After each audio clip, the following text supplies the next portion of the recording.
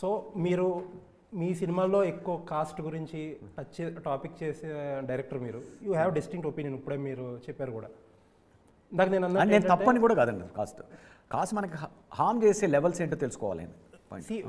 నాకున్న ఒకటి ఏంటంటే జనరల్ క్వశ్చన్ ఇది, వాట్ ఈజ్ యువర్ ఒపీనియన్? ఇప్పుడు ఒక నేనే కొన్నాళ్ళకి తగ్గుతుంది with people getting educated, people getting busy in their life. Educated people are most casteist. ఇప్పుడు అలాగే కనిపిస్తున్నారు. అదే నా బాధ. ఒక విలిఫికేషన్ జరుగుతుంది, ఏలినేషన్ జరుగుద్ది. What is exactly your thought? నేనేం వాళ్ళు మార్చలేనండి.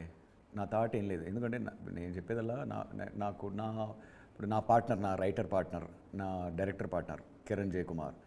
తన ఇంటి పేరు నాకు తెలీదు. నాతో మా ట్రావెల్ ఎప్పటి నుంచి బాహుబలి టైంలో నుంచి కలిసి there is a beautiful partner in my this thing. నాకు తెలిసి ఏ రోజు మా ఇద్దరిలో ఇప్పుడు ఏదైనా నా గురించి ఎవరన్నా నాకు క్యాస్ట్ ఇచ్చేసి ఉండొచ్చు, కానీ నాకు ఒక స్టోరీ ఉంది. మా తాత క్రిస్టియన్ కన్వర్ట్ అయిపోయి, మా పేరెంట్స్ కన్వర్ట్ అయిపోయి, నేను క్రిస్టియన్గా పెరిగి మళ్ళీ క్రిస్టియన్ నుంచి బయటకు వచ్చి ఏథీస్ట్ని అయ్యి, ఎంత కథ ఉంది నాకు. నన్ను ఏ క్యాస్ట్లో కలుపుతారు మీరు? ఏ క్యాస్ట్లో కలపలేరు నన్ను. సో కానీ దేవకట్ట అని ఎవడు ప్రస్థానం తీశాడు అంటే, నేను ఎవడో గూగుల్ చేసి చూపించాడు నాకు. దేవకట్ట క్యాస్ట్ ఏంటి, ఇది మన జబ్బు ఏంటి, నీ బాధ ఏంటి, నీ ఐడి, నీకంటూ ఒక వాల్యూ లేదు, నీకంటూ ఒక ఇది లేదు, ఎక్కడో వెతుక్కుంటావేంటి, నీ కులంలో ఎత్తుక్కోవడం ఏంటి, లేకపోతే నీ అమ్మనాల అచీవ్మెంట్లో ఎత్తుక్కోవడం ఏంటి? నీలో ఎత్తుక్కుంటే నీ వాల్యూ కనిపిస్తావు, నువ్వు వాల్యూబుల్ కనిపిస్తావు, రెస్పెక్ట్ఫుల్ కనిపిస్తావు, right? So that is how I live. నేను అదే కరెక్ట్ అని కూడా నేను చెప్పట్లా. ఓకే, మీరు చాలామంది ఇప్పుడు నేను చెప్పే మాటలు వినే కాస్ట్ ఫెనటిక్స్ నన్ను తప్పట్టుకోవచ్చు, నన్ను జోకర్ అనుకోవచ్చు, బేసిక్గా వాళ్ళే కరెక్ట్ అనుకోవచ్చు. అది ప్రాబ్లీ అది వాళ్ళకి బ్యాలెన్స్ ఇస్తుందేమో. నాకు బ్యాలెన్స్ ఇచ్చేది. ఆ బ్యాలెన్స్ అనేది కథల్లో ఎప్పుడూ రిఫ్లెక్ట్ అవుతూ ఉంటుంది, ఆ voice. Okay sir, coming back to other parts of Devakatta. ఇప్పుడు Baahubali extended version is coming out in theatres. 2 parts, ఒక పార్ట్ కింద చేసి రిలీజ్ చేయబోతున్నారు, రీఎడిటెడ్. అవును, ఆ కంటెక్స్ట్లో అడుగుతుంది, అసలు మీ బాహుబలి ఏమైంది? ఏది నెట్ఫ్లిక్స్ సిరీస్గా అనుకున్నాం కదా. ఒక పెద్ద అంబిషియస్ ప్రాజెక్ట్ లాగా స్టార్ట్ చేశాడు. రాజమౌళి గారి వరల్డ్లో నుంచే ఆయన విజన్ తోటే స్టార్ట్ అయింది.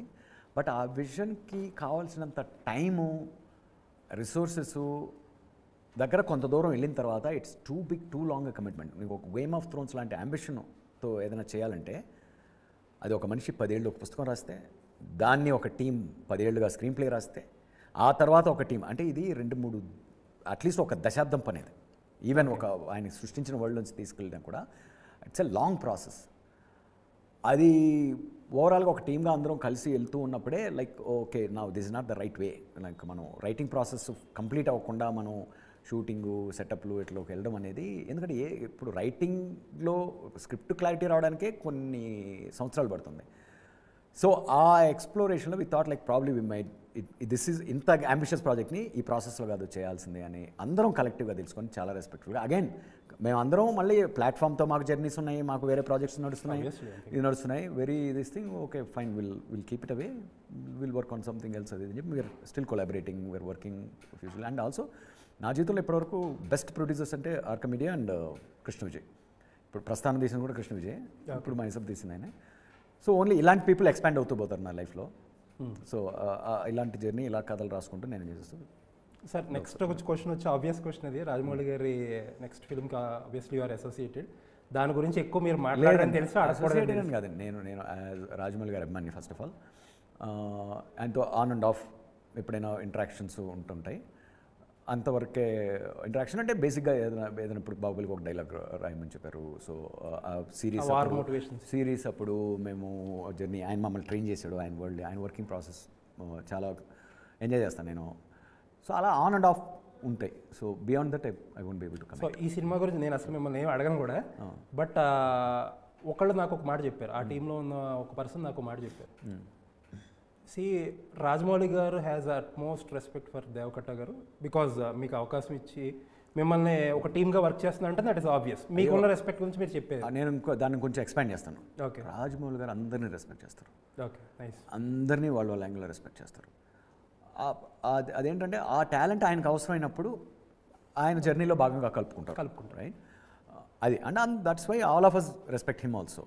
So is a great film maker as well as a great human being. నాకు ఒక పర్టికులర్ ఇన్సిడెంట్ తెలిసింది sir. Whenever you go to him, జనరల్గా you sit and talk and you finish things. Rajamouli garu Devakatta గారిని he comes మీతో పాటు వచ్చి car దగ్గరికి వచ్చి సెండ్ ఆఫ్ అందరినీ చేస్తారు అంత బ్యూటిఫుల్గా. ఆయన అందరినీ అలాగే రెస్పెక్ట్ చేస్తూ ఉంటారు. అదేం అది ఏంటి ఎవరో ఏదో విజువల్ చూసినట్టు చెప్తున్నారు మీకు, అట్లనే కాదు. ఆయన ఆయన వర్క్ అట్మాస్ఫియర్ అంతా కూడా చాలా ప్లేఫుల్గా, చాలా గ్రౌండెడ్గా, చాలా సింపుల్గా, హైరార్కీస్ లేకుండా అలా ఉంటుంది అది. So that's basically it's I mean ఎవరినైనా ఆయన అలాగే రిసీవ్ చేసుకుంటారు, అలాగే రెస్పెక్ట్ఫుల్గా చూస్తారు అందరినీ. That's what I saw. I mean that's I love the entire family, the way they treat people. So very nice sir. So coming back to ఒక finally before we close, Mayasabha title కూడా చాలా what to guess అని కావాలని పెట్టినట్టుగా అనిపిస్తుంది. ఏ guess అని? మైసభ అంటే ఒక మాయా ప్రపంచం అన్నట్టు. మాయా ప్రపంచం ఇప్పుడు దాకా ఇంత లాంగ్ ఇంటర్వ్యూ చూసే కంటే కూడా మైసభ అనే దాంట్లో మాయా ప్రపంచం రా బాబు, ఇక్కడ అంతా మాయ, నేను చెప్పేది మాయ, మీరు చూసేది మాయ, మీకు అర్థమయ్యేది. మాయా సభ అని విడమర్చుకుని అలా సెపరేట్ చేసుకుని నేను మాయ చేస్తాను అనుకుంటే కూడా ఓకే. ఎందుకంటే అదే ఎలా అయినా అనుకోవచ్చు. ప్రతి కథ కూడా మాయే.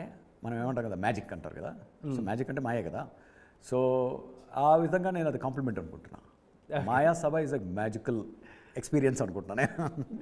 సో ఆ టైటిల్ వచ్చిన దాని కారణం ఎప్పుడు ఎందుకు పాలిటిక్స్ అనగానే మాకు మహాభారతం గుర్తొస్తుంది కదా. సో మహాభారతం ఎలిమెంట్తో టైటిల్ ఉంటే బాగుంటుంది అని ఉన్న సింపుల్గా మహాభారతం అని పెడితే వెరీ సింపుల్, వెరీ అన్ఇంట్రెస్టింగ్. బేసిక్గా ఫస్ట్ ఇంద్రప్రస్థం అనుకున్నాను, క్యాపిటల్ అనే మీనింగ్ వస్తుంది మహాభారతంలో క్యాపిటల్.